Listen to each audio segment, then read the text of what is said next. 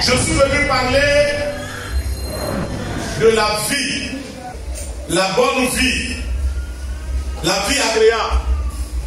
Et le thème de mon message est Dieu a déposé la bonne vie dans l'amour.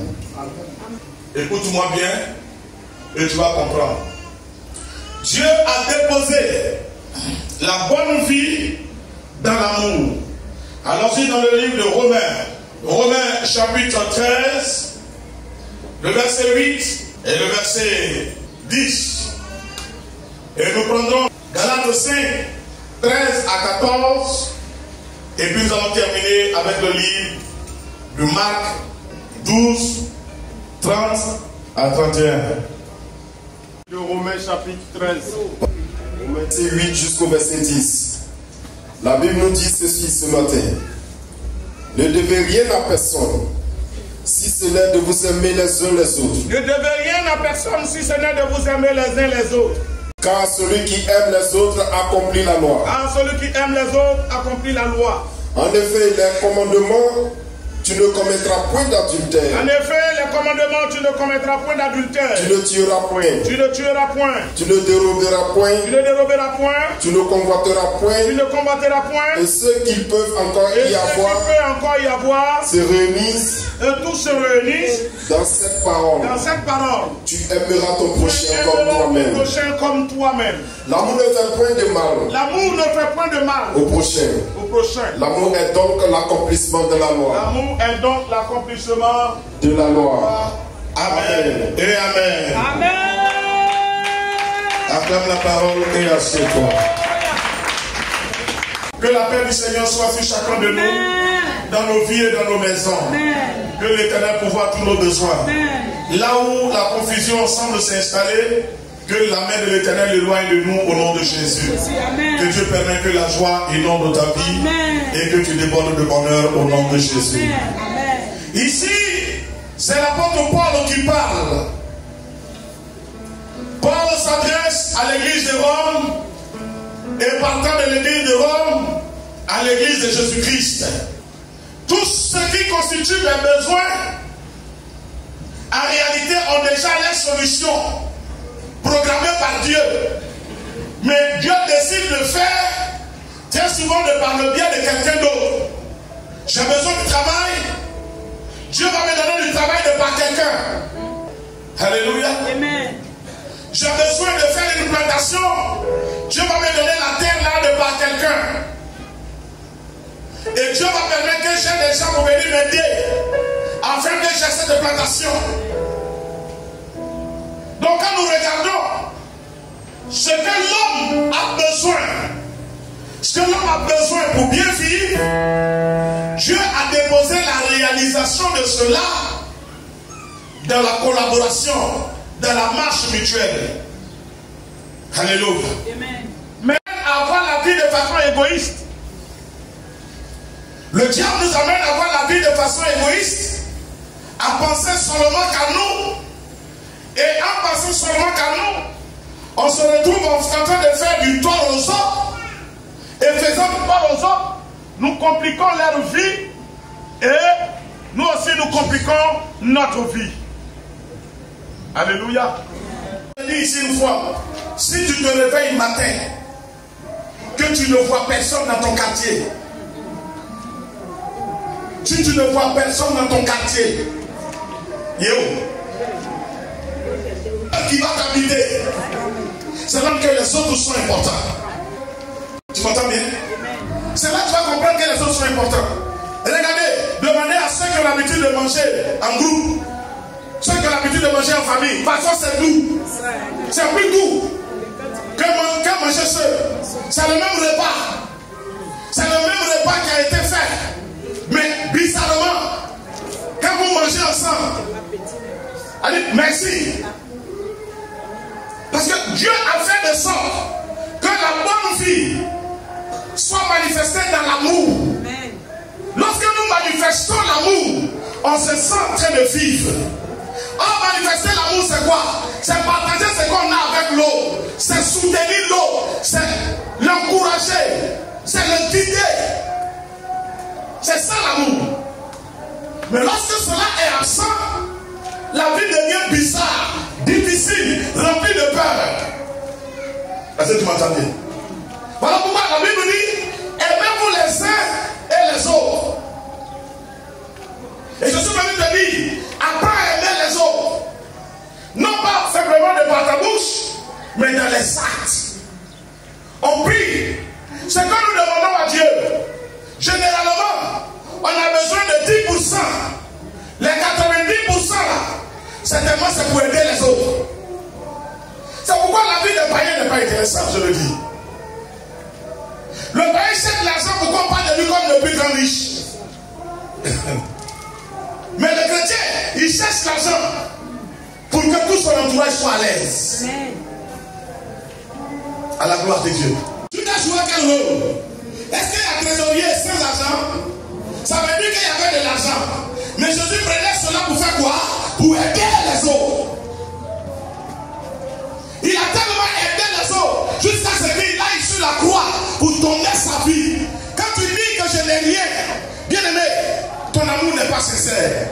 Chacun a quelque chose à donner à quelqu'un pour lui démontrer son attachement, pour lui démontrer son amour. Parce que le jour où tu seras dans le besoin, quand tu vas prier,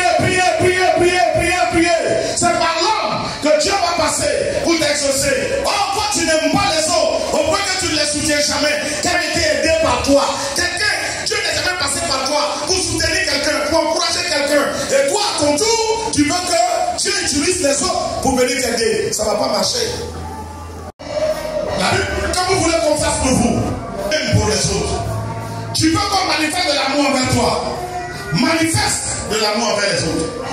Tu veux qu'on te soutienne. Soutiens les autres. Alléluia. Il dit alors, le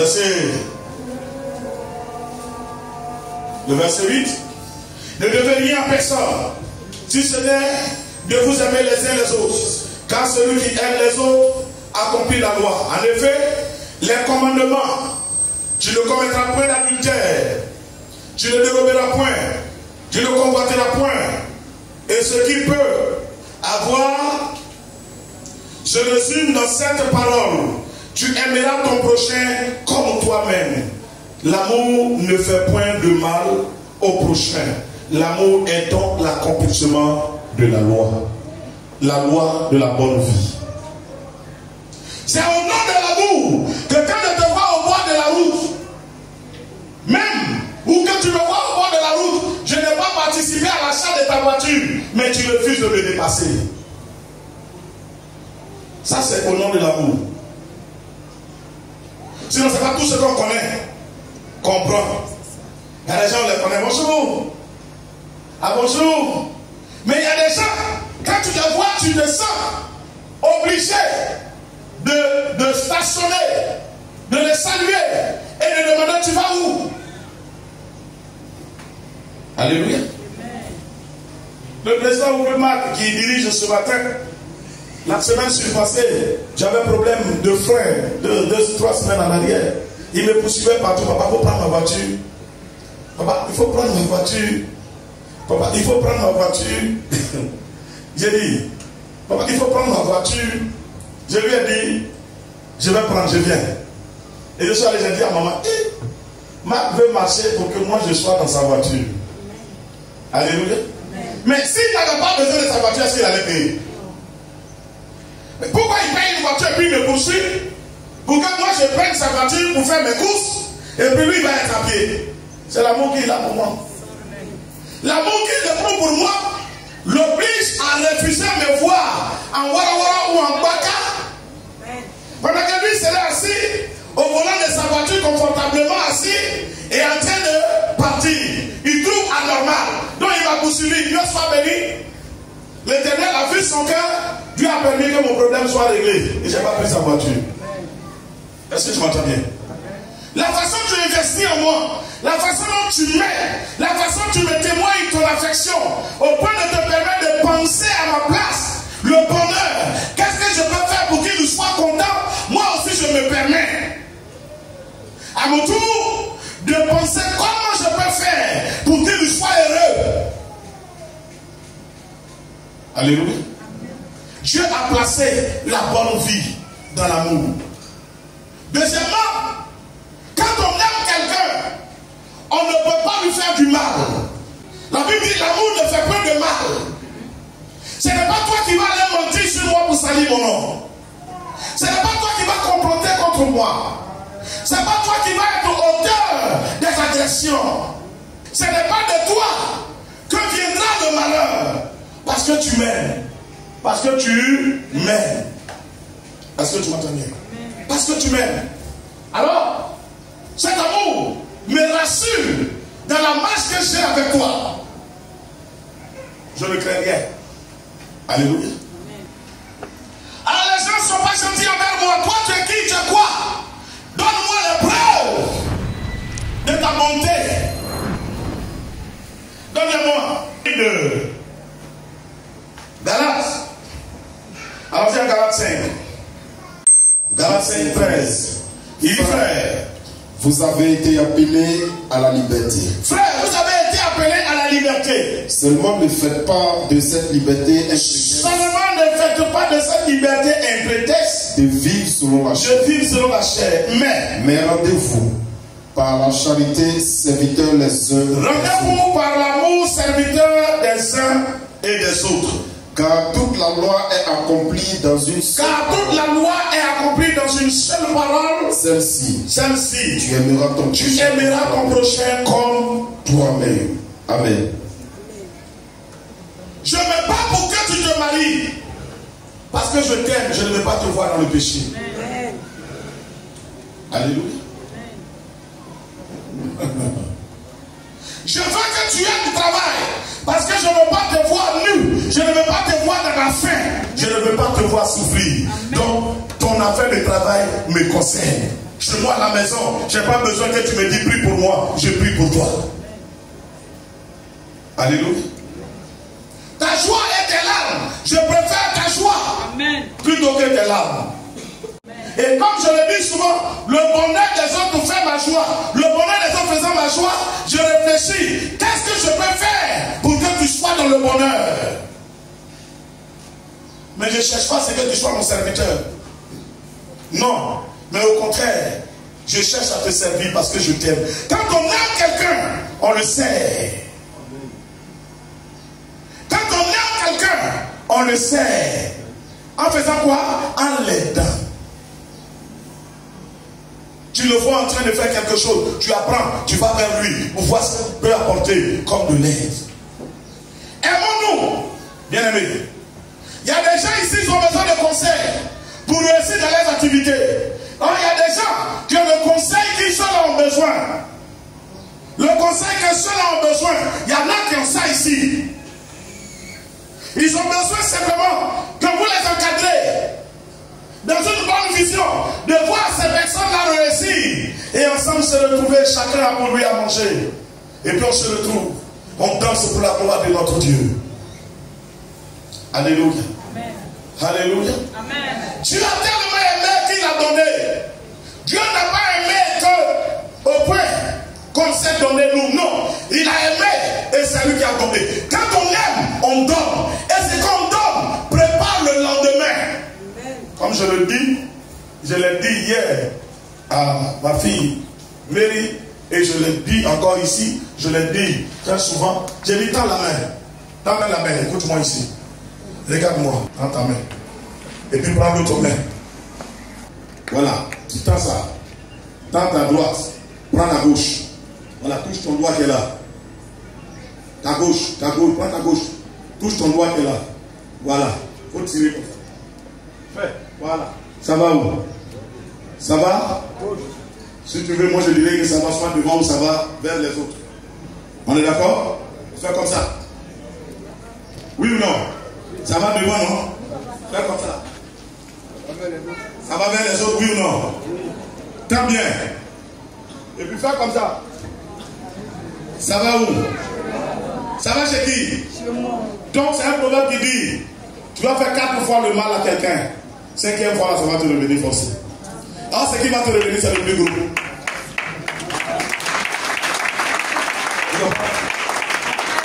Tu peux faire du bien 5 fois, 4 fois à quelqu'un. Cinquième fois, ça va te revenir. Alors, ce qui va te revenir, c'est le plus gros. Donc, en réalité, c'est contre soi qu'on marche ou c'est pour soi qu'on marche. Si je marche bien, devant sera bon. Si je marche mal, mais devant sera comment? Mauvais. Parce que ça va forcément me revenir. Viens, et ça. Fais comme ça. Amen. Aimons faire du bien. Nous sommes des chrétiens.